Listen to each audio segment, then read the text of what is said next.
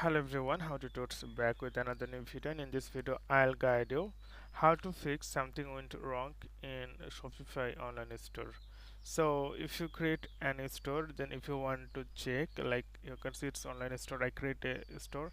So if you click on the I button, then it's your page, but sometimes you face like you can face like this, that something happened, like something went wrong. Why it's happen? Okay, so the thing is preference, and the store access is restricted, so you have to give a password here.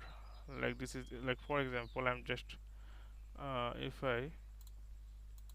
I'm just copy this and open, like if someone open incognito mode,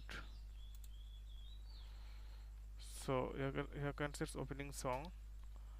So enter using password, you have to use password, so I'm just going to give password, and then you can see the option, like it's the password here. You have to go online store and preference, and then it's your password. Okay, like I'm just going to copy it, like it's a password protected because is I'll just paste it and enter, then that person will see it. Okay, and initial stage when someone click, then you will see that something went wrong.